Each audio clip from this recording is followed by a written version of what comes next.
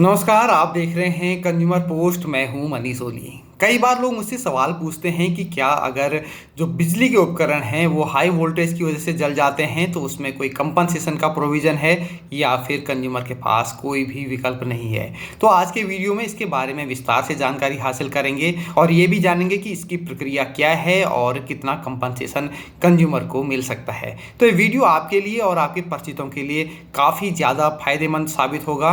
तो इस वीडियो को शेयर करना मत भूलिएगा और अगर आप इस चैनल में पहली बार आए हैं तो चैनल को सब्सक्राइब कर लीजिए। मैं क्योंकि इसी तरह के नए नए वीडियो, नए इन्फॉर्मेटिव वीडियो आपके लिए लगातार लेकर के आता रहूँगा। तो आइए शुरू करते हैं। हम अपने आसपास इस तरह की घटनाओं को आमतौर से देखते रहते हैं कि कई बार टीवी फूक जाता है, फ्रिज फूक जाता है, कंप्यूटर फूक जाता है, बल्ब ख़राब हो जाते हैं, फ़ैन ख़राब हो जाते हैं। इस तरह की कई घटनाएं हमारे आसपास होती रहती हैं और मैंने देखा है कि इस तरह की घटनाओं को लोग नज़रअंदाज कर देते हैं और ये मानते हैं कि इस तरह के मामलों में कंपनसेशन की कोई व्यवस्था नहीं है। एक जानकारी के अभाव की वजह से वो जो उनका राइट है उसको भी अचीव नहीं कर पाते, उसके लिए भी कोशिश नहीं करते हैं, जबकि इसके लिए कंज्यूमर के पास कई सारे ऑप्शन अवेलेबल हैं। सबसे पहला जो ऑप्शन है वो है जिला उपभोक्ता फोरम। हालांकि अब उसको फोरम कहना सही नहीं रहेगा, उसको एक नया नाम दिया गया है जिसके माध्यम से अब वो बन गया है आयोग, जिला उपभोक्ता आयोग। इसी के साथ ही कुछ स्थायी लोक अदालत बनी हैं, वहाँ पर भी इस तरह के मामले लेकर के आप जा सकते हैं। और एक जो तीसरा विकल्प है जिसके बारे में आज मैं आपको विस्तार से बताऊंगा वो है पावर कॉर्पोरेशन का कंज्यूमर फोरम, यानी कि कंज्यूमर ग्रीवेंसेस रेड्रेसल फोरम, विद्युत उपभोक्ता शिकायत निवारण मंच। इसके माध्यम से भी आप कंपनसेशन की जो प्रक्रिया है उसे कर सकते हैं। सबसे पहले आपको इनके बीच के अंतर को समझना पड़ेगा। एक तरफ है डिस्ट्रिक्ट कंज्यूमर कमीशन और स्थायी लोक अदालत और दूसरी तरफ है CGRF यानी कि विद्युत उपभोक्ता शिकायत निवारण मंच।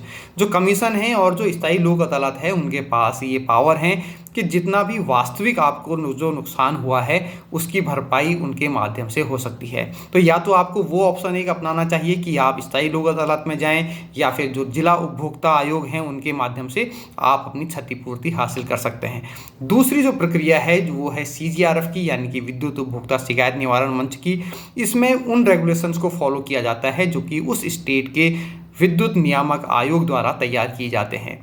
हम बात कर रहे हैं आज उत्तराखंड के संदर्भ में। हो सकता है कि आपके राज्य में भी इस तरह के नियम बने हों, तो उसके लिए आपको अपने जो कमीशन है इलेक्ट्रिसिटी रेगुलेटरी कमीशन उसकी वेबसाइट में जाना होगा और वहां पर आप तलाशिएगा standard of performance. Standard of performance में आपको ये रूल्स और रेगुलेशन इससे संबंधित मिल जाएंगे। और अगर आपके राज्य में इस तरह के रूल्स नहीं बने हैं तो तब भी आपको एक प्रयास करना चाहिए, अपने कमीशन में बातचीत करनी चाहिए जिससे कि इस तरह के जो रूल्स रेगुलेशन हैं वो वहाँ पर भी तैयार हो सकें। हम यहाँ पर आज उत्तराखंड के जो रूल्स रेगुलेशन हैं उसके बारे में बात कर रहे हैं और उसकी प्रक्रिया को बेहतर तरीके से समझने की कोशिश करेंगे। तो उत्तराखंड विद्युत नियामक आयोग ने जो रूल्स बनाए हैं उसके लिए सबसे बेहद ज़रूरी है कि जो उपकरणों की क्षति हुई है वो सिर्फ एक कंज्यूमर के वहाँ नहीं होनी चाहिए, एक से अधिक कंज्यूमर के उपकरण क्षतिग्रस्त होने चाहिए। ये इसलिए भी है क्योंकि जिससे ये साबित हो सके कि जो उपकरणों की क्षति हुई है वो हाई वोल्टेज या फिर फ्लैक्चुएशन की वजह से हुई और इसके लिए पावर कॉर्पोरेशन जिम्मेदार था। किसी कंज्यूमर की जो इंटरनल वायरिंग है उसकी वजह से उपकरण क्षतिग्रस्त नहीं हुए हैं। तो सबसे पहली चीज़ कि एक से ज़्यादा उपभोक्ताओं के उपकरण क्षतिग्रस्त होने चाहिए। तो आपने सबसे पहले क्या करना है कि एक तो ये कंफर्म कर लेना है, उन साथियों से भी आपने बातचीत कर लेनी है। सामूहिक रूप से भी एक एप्लीकेशन दे सकते हैं या फिर इंडिविजुअल भी दे सकते हैं, लेकिन उसमें इस बात को मेंशन करिए कि आपके अलावा इन उपभोक्ताओं के घरों में भी उपकरण क्षतिग्रस्त हुए हैं। इसकी सूचना जब आप पावर कॉर्पोरेशन को देंगे, उत्तराखंड पावर कॉर्पोरेशन को, तो उनके लिए ये तय किया गया है कि 72 घंटे के भीतर वो आपकी उन उपकरणों को वेरीफाई करेंगे कि हाँ जो आप बात कह रहे हैं वो वास्तव में सही है, आपकी उपकरणों की क्षति हुई है, उनको नुकसान पहुंचा है।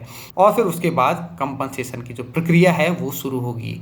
इसमें जो कंपनसेशन का जो अमाउंट है वो पहले काफ़ी कम था, सिर्फ 500 रुपया प्रति उपकरण इसकी धनराशि तय की गई थी। चाहे वो आपका फ्रिज खराब हो गया हो, टीवी खराब हो गया हो, मिक्सी खराब हो गई हो, सभी के लिए 500 रुपया प्रति उपकरण। इस बार उत्तराखंड विद्युत नियामक आयोग ने उसके कंपनसेशन की जो अमाउंट है उसको भी बढ़ाया है और उसमें अलग अलग श्रेणियां बनाई हैं जिसके माध्यम से आपको कंपनसेशन मिलेगा। तो आइए एक बार उन श्रेणियों को देख लेते हैं। उसमें खास तौर से 3 तरह की श्रेणियां हैं।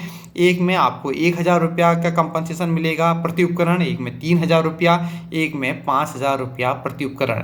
तो जो सबसे पहली लिस्ट है के दायरे में आते हैं, यानी कि जिसमें आपको 1000 रुपया प्रति उपकरण कंपनसेशन मिलेगा। उसमें है fan, black and white TV, mixie grinder, toaster या फिर इससे जुड़े हुए कोई अन्य उपकरण। अगर इस तरह के उपकरण आपके क्षतिग्रस्त होते हैं तो आपको मिलेगा 1000 रुपया प्रति उपकरण का कंपनसेशन। दूसरा जो है वो है 3000 रुपया प्रति उपकरण की क्षतिपूर्ति। इसमें आपके आएंगे कलर टीवी जो कि 43 इंच तक के होंगे। इसके अलावा semi automatic washing machine, fridge 200 litre तक के, माइक्रोवेव और चिमनी। अगर इस तरह के उपकरण आपके क्षतिग्रस्त होते हैं तो फिर आपको मिलेंगे 3000 रुपया प्रति उपकरण का कंपनसेशन यानी कि क्षतिपूर्ति। तीसरी जो कैटेगरी है उसमें आपको 5000 रुपया प्रति उपकरण की क्षतिपूर्ति मिलेगी, जिसमें रखे गए हैं 43 इंच से ऊपर के कलर टीवी और फुली ऑटोमेटिक वॉशिंग मशीन है, कंप्यूटर है, एयर कंडीशनर है, डिश वॉशर है और फ्रिज जो कि 200 लीटर की क्षमता से ऊपर के जो फ्रिज हैं वो इसके दायरे में आएंगे। तो ये जो श्रेणियां हैं ये इसलिए भी बनाई गई हैं जिससे कि आपको एक सही अमाउंट का कंपनसेशन मिल सके। और जिन उपकरणों का मैंने यहाँ पर नाम नहीं लिया है तो फिर वो उनको आप रखेंगे सबसे पहली कैटेगरी में, यानी कि जिसमें आपको 1000 रुपया प्रति उपकरण की क्षतिपूर्ति मिलती है। तो एक बार इसको रिमाइंड कर लेते हैं कि कौन कौन सी चीज़ों का आपने ध्यान रखना है। सबसे पहले ये देख लेना है कि जो क्षतिग्रस्त उपकरण हैं वो सिर्फ आपके ही नहीं होने चाहिए, आपके आसपास के भी लोगों के होने चाहिए, जिससे कि साबित हो सके कि पावर कॉर्पोरेशन की गलती की वजह से आपके जो उपकरण हैं वो क्षतिग्रस्त हुए हैं। फिर आपने एप्लीकेशन देनी है और फिर आपको कंपनसेशन मिलेगा। मान लीजिए अगर आपको कंपनसेशन उत्तराखंड पावर कॉर्पोरेशन खुद नहीं देता है तो फिर आप जाएंगे CGRF में, यानी कि कंज्यूमर ग्रीवेंसेस रेडिशनल फोरम। उसको लेकर के मैंने एक अलग से वीडियो भी बनाया हुआ है, उसको आप देख सकते हैं। या फिर आप अपने जो भी पावर कॉर्पोरेशन और इलेक्ट्रिसिटी रेगुलेटरी कमीशन की जो वेबसाइट हैं वहाँ पर भी CGRF के नंबर, उनके एड्रेस अवेलेबल हैं, वहाँ से आप उनके बारे में जानकारी हासिल कर सकते हैं। तो ये था एक छोटा सा वीडियो उपकरणों के क्षतिग्रस्त से रिलेटेड। तो अगर आपको ये वीडियो पसंद आया है तो अपने साथियों के साथ शेयर ज़रूर कीजिएगा। किसी भी तरह के कोई सवाल हैं, कोई दुविधा है तो कमेंट बॉक्स में आपका स्वागत है। इसी तरह के नए इन्फॉर्मेटिव वीडियो के साथ जल्द ही आपसे मुलाकात होगी। तब तक दीजिए इजाज़त। नमस्कार।